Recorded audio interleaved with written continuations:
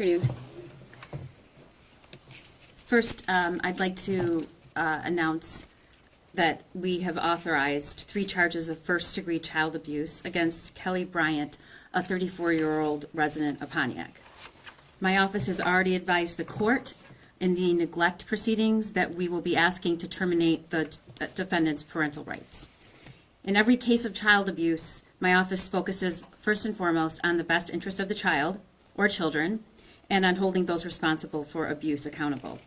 The three children in this case suffered unimaginable abuse and neglect over a long period of time.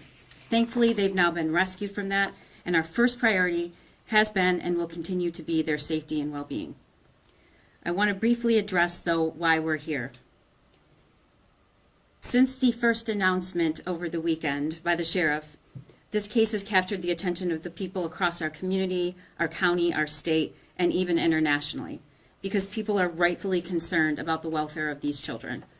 And we're holding this press conference because, like all other decisions, we balance the interests of public safety, media attention and inquiries, and balancing everyone's right to a fair trial, which is why the events and facts that are disclosed here today are strictly confined to what's already been placed on the record in the swear-to this morning in the 50th District Court. When their circumstances became public, including the photos of the home, although law enforcement did not identify the defendant, she was quickly identified on social media and also has been reported in other news media outlets, which is why we are naming her today. We have recently, luckily, been fortunate enough to, for the first time ever, hire our public information officer, Jeff Watrick, who's in the back of the room. Many of you have already spoken to and will continue to, and we're lucky to have him. The children are currently staying with a relative. All 3 children received immediate medical attention at a local hospital, and they were interviewed by trained forensic interviewers at Care House. Considering what they've experienced, they appear to be doing okay. Obviously, the trauma here is significant, and my office, including our victim services section, will make sure these children are supported during this process. Today, the charges are 3 counts of child abuse in the first degree. This is the most serious charge for child abuse, and if convicted, Ms. Bryant could face a sentence of up to life in prison. In the swear-to this morning, on the record, it was stated that in 2019, suspect Kelli Bryant was living at the home, which I'm not disclosing the address at this time, in Pontiac, Michigan, with her 4 children. At some point between 20 and 2021, the suspect moved out of her home, leaving 3 of her children abandoned in that location, while 1 of her children went to live with their father.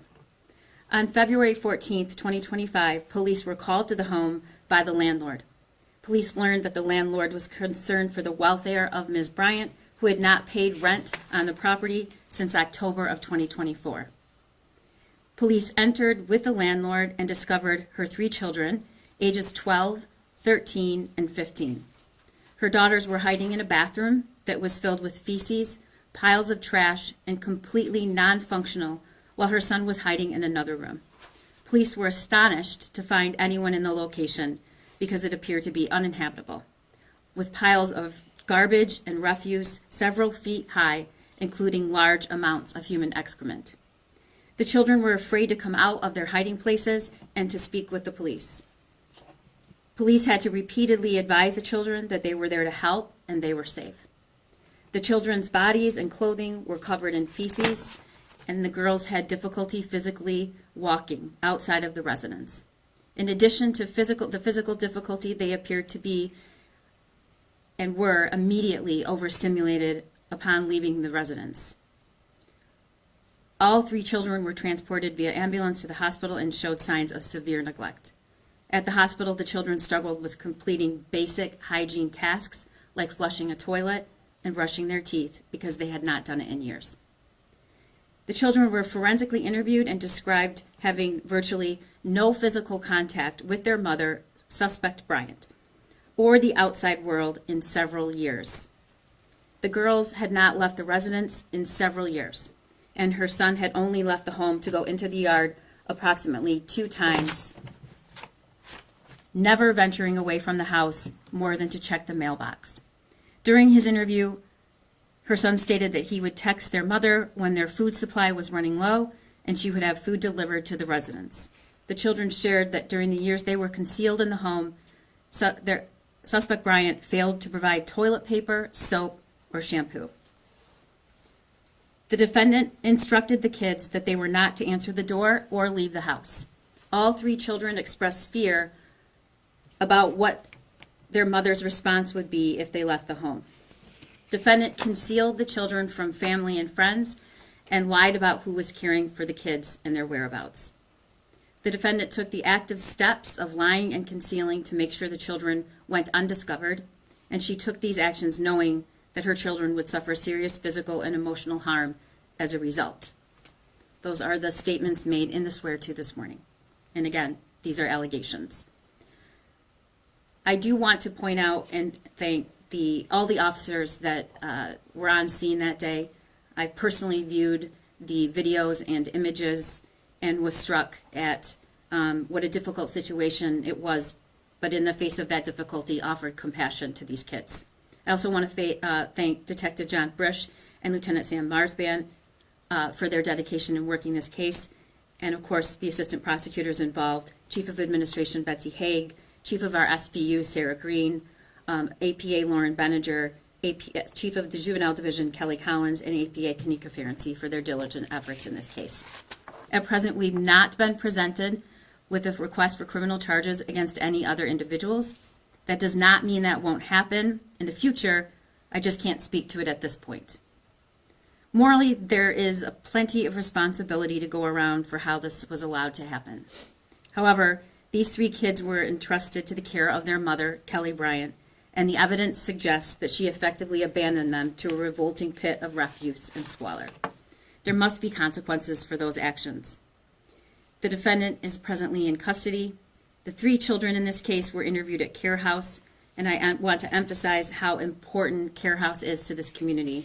These kids were interviewed in a safe environment by an experienced, trained forensic interviewer, and these interviews are important in all child abuse cases. They allow each child the chance to tell us their story without the influence of the abuser and without using leading questions that could taint their testimony. I can't emphasize enough how important Care House is. If you suspect a child is abused or neglected, you too can report this to CPS.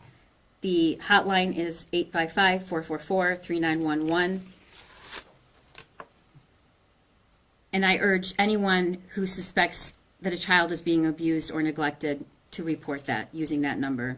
We need to make sure that every child is safe and well cared for. And before I take questions, I just want to remind you that these charges, again, are only allegations, and the defendant is presumed innocent unless and until proven guilty. Questions? Not having been to the area, neighbors, anybody? I mean, I think what maybe people struggle with is how intimidated by their mother, yes, but how they could not even venture out of the home, or just nobody knowing that they were there, or can you add context into, how that can happen? I can only comment on what's been placed on the record. That's my ethical duty, but I will say that we see time and time again, victims of severe abuse of all ages make decisions that don't seem reasonable to us. And what we know is that's very common. And there's a multitude of reasons why they didn't leave the home. We just don't know that yet. Yes? Have prosecutors or deputies interviewed the fathers of the children? They have, yes. Multiple fathers or one father? I think it's already public record that of the four kids, there are two fathers. Prosecutor McDonald, yes. What stands out about this case to you? I mean, it's a pretty significant child abuse case. That's a difficult question and a really good question. I said yesterday, and I've said this to the sheriff personally, we say a lot, this is the worst I've ever seen. And I've stopped saying that because every time I say that, I see something worse. It was unbelievable what they were living with for years. Unbelievable. It wouldn't be surroundings where you would want any living creature living in. Creature or animal, or particularly human beings. I mean, these kids not to have even basic hygiene tools. And I guess what stands out the most for me is no love. There was nobody there to care for them for between 3 and 4 years. No parent, nobody physically present to let them know that they were safe and they were loved. Yes. Did she have any prior contact with CPS or a prior criminal record? I can't comment on that. Is she being held on any outstanding charges, or is it just on this and then she'll be arraigned tomorrow? We are not aware of any other holds or matters that she would be held under. At this moment, she's being held because of these pending charges. Now they're official, and she'll be arraigned, I believe, tomorrow.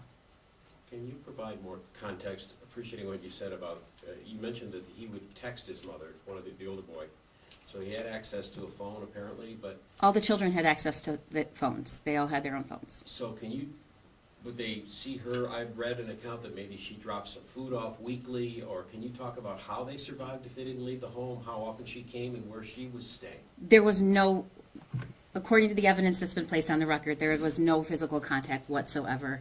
And I don't think it's accurate to say that they had food dropped off weekly. Sometimes, asking. right. Sometimes it was longer than that. But And she was the one distributing? no, them? not all the time. Okay.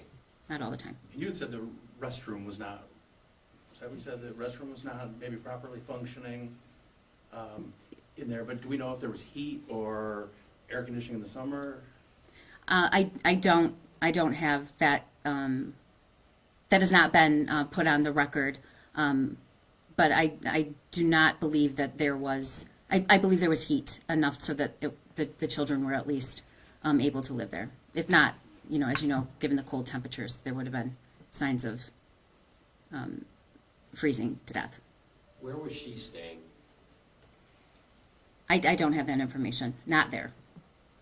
And obviously you've charged her, so she thinks I'm assuming that obviously there's competence, so not that there's ever a reason for something of this horrific nature, but any inferences to the why that she just decided to abandon her kids beyond, some may think mental issues, but obviously not if you're charging her. Right.